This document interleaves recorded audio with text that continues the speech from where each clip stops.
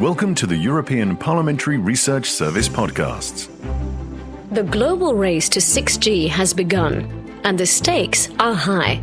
This new technology is poised to reshape the way we interact with the digital world, but it comes with a potential host of challenges, such as privacy, cybersecurity, and a high environmental footprint.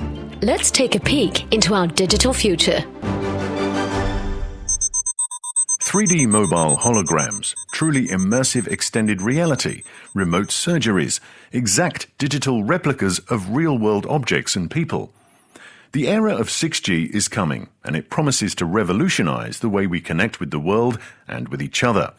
But what is 6G exactly? 2G allowed us to send voice and text messages for the first time. With 3G came mobile internet connection. High-quality video streaming followed with 4G, and 5G is allowing the Internet of Things to develop further.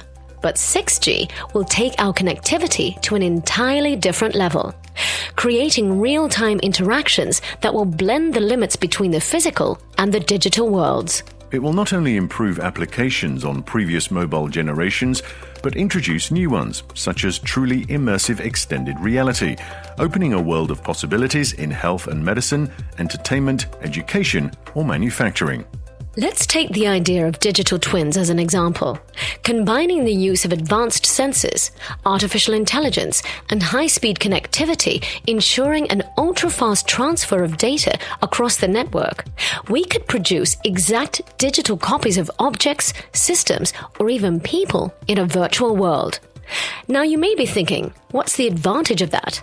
Well, digital replicas could be used in medicine to build human immune systems and get a chance to see and understand processes that researchers can't yet see. But they could also be used in factories to simulate and test the behavior of complex machines, such as jet engines, as if they were used out in the field. So compared to 5G, 6G would bring higher data rates and reliability, higher connection density and coverage, and more energy efficiency.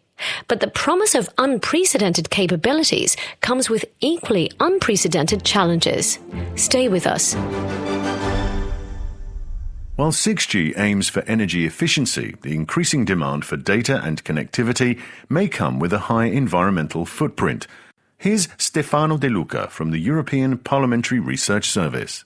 The ICT sector is already responsible for 5 to 9% of global electricity use and for around 2% of global greenhouse gas emissions. And while successive generations of mobile technologies from 2G to 5G have been more energy efficient than those preceding, the gains might be balanced by the surge in data traffic. So balancing technological progress with environmental considerations is a key objective for the development of 6G. But there are other challenges. As 6G pushes the boundaries of connectivity, enabling innovations such as holographic communication, seamless extended reality, and the integration of AI on a massive scale, the risks to privacy and cybersecurity are magnified. Experts say it will be developed to be secured by design and incorporate mechanisms to preserve privacy, but different solutions need to be looked at. A new approach to developing safe 6G networks might be using quantum key distribution techniques that generate secure random keys for encrypting and decrypting data securely. Blockchain technology can also help protect privacy in the light of the massive volumes of data exchanges expected from 6G. But while solutions to these different challenges are being sought, the global race to 6G has already begun, and countries and companies in the lead will not only gain in terms of technological innovation and economic growth, they'll also get to shape the global standards. Activities enabled by 5 and 6G together are expected to generate 3 trillion euros in growth by 2030 worldwide, and competition is fierce. Early 5G frontrunners in Asia have already begun to define their vision on 6G. South Korea wants to secure the world's best 6G, while China is investing massively in research and development in order to set the standards. India and Brazil have also announced investments in 6G research and development projects. And in the US, while the government is busy building strategic alliances with other countries and regions, the private sector is leading the 6G debate and development roadmap. So what is the EU doing? Like the rest of the players, the EU is also investing in 6G research and innovation to secure a place in pole position. In the 1990s, Europe led the world in 2G deployment, but it lost its leadership when 3G, 4G and later 5G arrived. So, how is it going to ensure that this time it remains competitive?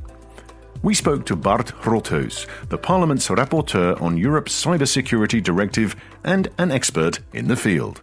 The most important thing that we can do now to get leadership in 6G as Europe is to set the right technological standards. We are in competition with autocrats, and whoever wins will decide whether we have freedom inside that technology or autocratic censorship, and it will decide who produces the hardened software. So we don't need to double our efforts to influence technological standards, but tenfold them. That is the new mission for the European Union for this year. Through the Smart Networks and Services Joint Undertaking, the EU aims at pooling resources with private industry to boost the development of 5G and foster its 6G technology sovereignty. Several EU funds, like the EU Recovery and Resilience Facility, support the digital transition, and flagship initiatives such as Hexa-X, which has now been upgraded, are channeling efforts towards future 6G standardization. The EU is also strengthening partnerships with countries such as the US and Japan, as international collaboration is key in securing the global acceptance of 6G standards. The evolution of 6G technology is well underway. Standardization work is expected to start by 2025, and the commercialization around 2030. But many questions lie open. Will 6G be only an improved version of 5G? Or will it turn the network into a sort of sixth sense? Which country will take the lead? And how will the privacy, security, and environmental challenges be solved? We don't have the answers yet, but stay tuned and check out the full policy brief by Stefano De Luca on the EPRS website or in our app. This is a European Parliamentary Research Service podcast. Thanks for listening.